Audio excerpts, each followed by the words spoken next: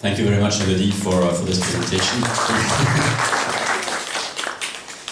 One of the elements I wanted to underline is that what we have seen in the different questions which have been just presented is that you don't need to be a hydraulic engineer or even a very, very smart lawyer.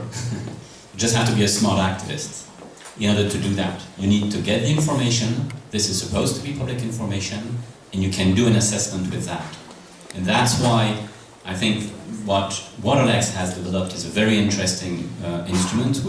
Later in the afternoon, we'll get back on these type of instruments to see how they can be used and how also we can perhaps organize the type of questions when we're dealing with different type of rights. But clearly, here we have an instrument that anybody who's involved in a human rights activity can do. And you will not have an answer from the government saying, oh, don't look at that, I mean, it's none of your business, you're not a specialist or an engineer or whatever. Well, this is public information, and it gives us a possibility to do a real assessment. And so that's, I think, a very interesting tool. And again, the right to water, and probably also a bit of the right to housing, are the field where these elements have been the most developed. And we'll see also this afternoon another example where grassroots people on the right to housing just developed some of their own criteria in order to do their own evaluation. So, the debate is, the floor is yours now for questions, comments, and whatever. And from Jordan, the first one. Voilà, alors après ce qu'on a entendu ce matin, où on a eu d'abord une présentation, je dirais plutôt thématique sur la notion de participation, que s'agisse pour les questions de genre ou pour les questions de population vulnérable. Cet après-midi, nous allons continuer un peu dans cette perspective, mais en faisant deux choses un tout petit peu différentes. On va reprendre une réflexion de fond et la question des indicateurs. Comme vous l'avez vu ce matin assez largement, et aussi parmi les thèmes sur lesquels on a parlé, nous sommes restés assez concentrés sur les notions de droits économiques et sociaux. Encore la question de genre, elle traverse absolument tout, mais pour beaucoup, une partie des enjeux pour les populations vulnérables, ou la question du droit à l'eau, ce sont des enjeux économiques et sociaux. Il nous paraissait important aussi de réfléchir à comment est-ce que l'on peut développer des indicateurs et quelle est la démarche que l'on devrait suivre pour développer des indicateurs dans le domaine des droits civils et politiques. Et je reviendrai un peu sur ces questions dans une deuxième intervention, après celle de José, sur effectivement comment est-ce que l'on peut développer des indicateurs. On refait un peu le même processus que ce matin, un moment de réflexion et ensuite on travaille sur les indicateurs. En ce qui concerne les questions civiles et politiques, il nous a paru important de se pencher sur des processus qui concernent un certain nombre d'entre vous et qui en fait aujourd'hui deviennent de plus en plus importants. C'est ce qu'on appelle la justice transitionnelle. C'est-à-dire que dans des situations qui ont été des situations de conflit, comment est-ce qu'ensuite on arrive à un élément de justice? Comment est-ce qu'on passe du problème de la guerre à celui de la paix?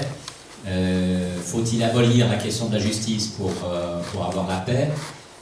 La justice est-elle une condition pour avoir la paix? C'est un vieux débat, vraiment très ancien, mais qui continue d'avoir son actualité et qui a débouché d'ailleurs sur un certain nombre de formes institutionnelles assez précises que José va pouvoir nous présenter. Certains d'entre vous sont très expérimentés en la matière, puisque vous êtes dans des pays qui sont directement impliqués dans ces questions de justice transitionnelle. Ce sera intéressant aussi de voir qu'est-ce que ça a comme impact pour les États qui ne sont pas forcément confrontés à ça. Mais en fait, la réflexion est tellement fondamentale qu'elle concerne aussi la manière dont on doit gérer un État de façon normale. Et comme on voit que de plus en plus les structures étatiques ont tendance à s'effriter, à avoir moins de poids, à ne pas avoir les ressources pour effectuer les mandats qui sont supposés être les leurs, finalement, une partie des questions qu'on se pose en matière de justice traditionnelle, on peut aussi se les poser, on peut les transposer pour des situations qui ne sont pas des situations de sortie de crise ou de sortie de conflit. D'ailleurs, on pourrait aussi avoir une discussion, c'est quoi une sortie de crise ou une sortie de conflit? Il y a des États qui ne sont pas considérés comme des conflits et qui pourtant sont en réalité confrontés à des conflits très importants. Je pense que Gloria, venant du Mexique, ne me contredira pas là-dessus. On peut aujourd'hui avoir des États qui ne sont pas en conflit et qui en réalité qui ne sont pas considérés comme des États en guerre mais qui en vérité le sont totalement. Et ce genre de situation d'ailleurs est à ce point pertinente. C'est un sujet sur lequel j'espère qu'on aura l'occasion d'avoir un petit élément demain, mais qui concerne l'évolution des drones par exemple.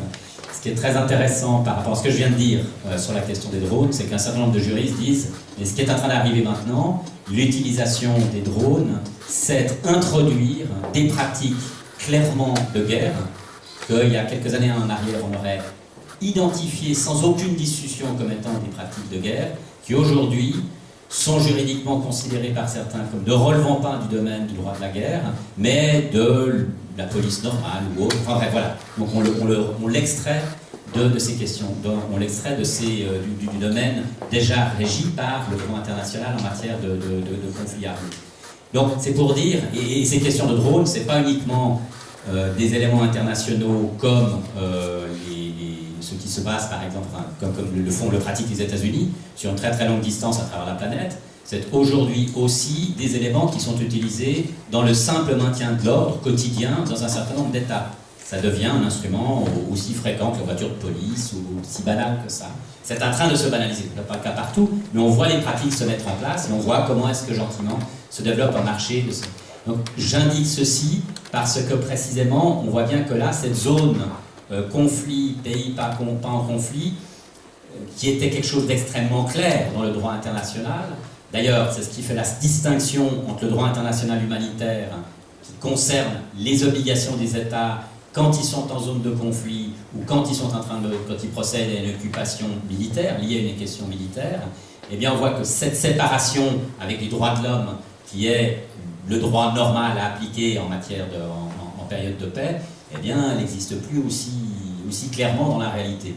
Donc du coup, le fait de réfléchir sur les notions de justice transitionnelle, eh bien, ça nous mène beaucoup plus loin que uniquement limité à quelques secteurs qui seraient en train de sortir d'un certain nombre de conflits sur la planète. C'est en fait une réflexion beaucoup plus large. Alors c'est une réflexion dans laquelle on est au début, mais ça montre que quand on fait les EPU, quand véritablement on veut faire un bilan général de la situation que l'on a en matière de droits fondamentaux chez soi, ça vaut la peine de passer un petit moment à réfléchir sur comment est-ce qu'on pourrait refléter les notions des PU, les notions de justice transitionnelle dans les PU.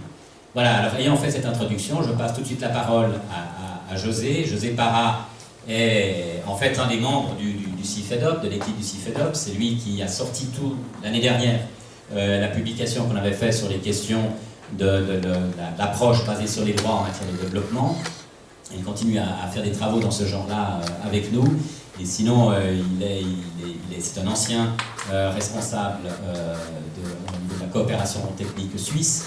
Et il a été responsable dans le milieu associatif, dans le domaine des droits de l'homme. Et actuellement, il travaille en tant que consultant. Et c'est un frère diplômé de l'école d'Oxford. Voilà, José, à toi. Merci Yves.